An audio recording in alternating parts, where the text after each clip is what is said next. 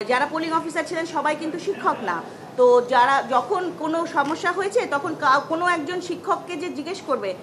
ওরকমও responsible কাউকে অনেক সময় পাওয়া যায় নাই। এটা বোঝা যায় যে আচ্ছা নির্বাচন, কিন্তু মানে এইটা তো কতজন আসবে আর কতজন আমার লাগবে ওইটা যদি ক্লিয়ার থাকতো তাহলে ভালো হতো। আর টিএসসির ঘটনাটা আমি একটু বলবো, কারণ ওখানে আমাকে দেখা যাচ্ছিল এবং আমার সাথে আমার আরও দুজন ছিলেন, যেখানে আমরা যেটা চেষ্টা করেছি যে আমরা যেন ক্রাউডটাকে ওই মুখ থেকে একটু সরাই দিতে পারি, তাহলে যেন মেয়েরা এসে ভোট দিতে পারে, কারণ মেয়ে ভোটার সংখ্যাটা অনেকখানি কমে যাচ্ছিল। তো মানে বিভিন্ন প্যানেলের অভিযোগ থাকতেই পারে এবং প্রক্টররা ওখানে বিভিন্নভাবে ওই জিনিসটা হ্যান্ডেল করতেই পারে, কিন্তু যেই পরিস্থিতিটার সৃষ্টি হয়েছিল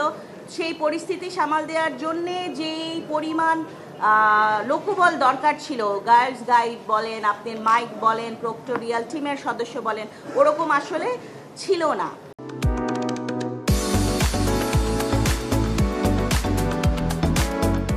তো আমরা যখন বলেছিলাম যে একটা কেন্দ্রের বাইরে আসলে কতজন মানুষের উপস্থিতি হতে পারে, একটা রাফ এস্টিমেশন থাকে না যে আমার এতজন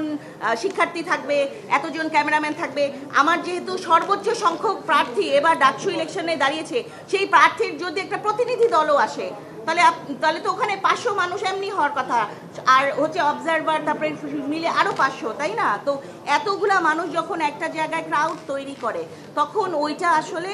হ্যান্ডেল করার মতো, ক্রাউড ম্যানেজমেন্ট করার মতো জিনিসটা ওখানে আসলে ছিল না। এই জন্য উদ্ভূত একটা পরিস্থিতি সৃষ্টি হয়েছে এবং মানে যেটা হয় আর কি, দুই পক্ষকেই কথা শুনতে হয়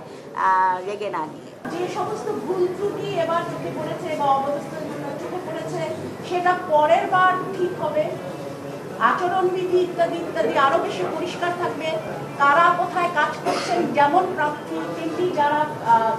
আয়োজনে কাজ করছেন, পোলিং অফিসার প্রত্যেককে তাদের যে নির্দেশনা, তাদের কিভাবে কাজ করতে হবে সেটা স্পষ্ট থাকবে। স্টুডেন্টরা চেয়েছে সম্ভব হলে ডাকসু ক্যালেন্ডারে যেন চলে আসে, কেন এই যে আমরা ছুটির ক্ষেত্রে দেখলাম না 7 দিন ছুটি, 5 দিন ছুটি আবার কমে গেল ইত্যাদি ইত্যাদি, ছুটির ক্ষেত্রে কবে ডাকসু হবে, কবে কি হবে, এই নির্দেশনাগুলো যেন আমরা আরো আগে থেকে এই সিদ্ধান্তগুলো নিতে পারি, বিশ্ববিদ্যালয়ের জন্য আরো আগে থেকে এই সিদ্ধান্তগুলো নিতে পারে, যাতে আমরা এই এই এই অংশগ্রহণটা এই যে স্বতঃস্ফূর্ত অংশগ্রহণ এবং এটাকে সত্যিকার অর্থে ট্রান্সলেট করতে পারি কাজের মধ্যে দিয়ে, সত্যিকার অর্থে এরকম একটা ডাকসু তৈরি করতে পারি যা সিদ্ধান্ত নেবে, শিক্ষার্থীদের কাজে এগিয়ে নিয়ে যেতে সহায়তা করবে এবং ডাকসুর যা তার দায়িত্ব সেটা পালন করতে পারবে। যেখানে বেশ কিছু অব্যবস্থাপনা হয়তো ছিল বা অব্যবস্থাগুলো আছে যেগুলোকে আমরা আইডেন্টিফাই করেছি, কিন্তু পুরো জিনিসটা আসলে ভেসে গেছে শিক্ষার্থীদের উৎসাহের তোড়ে। শিক্ষার্থীরা এই পরিমাণ উৎসাহী ছিলেন এবং এই পরিমাণ আগ্রহ দেখিয়েছেন, সেটা রিমার্কেবল। কিন্তু নির্বাচনটা এখনও শেষ হয়নি, আমরা এখন সেকেন্ড ধাপে আছি, যেখানে হচ্ছে গিয়ে ফল গণনার কাজ চলছে, যেটার মাধ্যমে হচ্ছে গিয়ে আমরা রেজাল্ট পাবো। এই প্রক্রিয়াটাও হচ্ছে গিয়ে আমরা মনে করি সর্বাঙ্গীন সুন্দরভাবে হতে হবে এবং সে কারণে আমরা এটাও মনে করি যে সকল পক্ষকে ধৈর্য সহকারে এই নির্বাচনের যে ফলাফল গণনার যে প্রক্রিয়াটি চলছে সেটিকে খেয়াল রাখতে হবে এবং এখানে কোনো ধরনের ঝামেলা বা উত্তেজনা সৃষ্টি করা থেকে বিরত থাকাটা আমাদের কাছে গুরুত্বপূর্ণ মনে হয় এবং সেই ক্ষেত্রে সেটা যদি আমরা করতে পারি তাহলে নির্বাচন সম্পর্কে একটা সামগ্রিক কনক্লুশন আমরা তখন ড্র করতে পারি। এই যে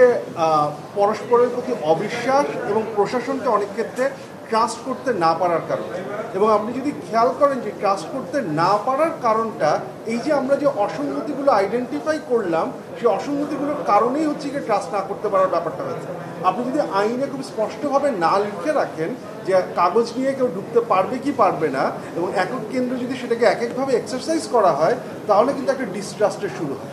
সো এইখানে যে ঘটনাটা ঘটেছে সেটা হচ্ছে ডিস্ট্রাস্টটা হয়েছে, কিন্তু সেটা এসেছে হচ্ছে কি অব্যবস্থাপনার কাছে।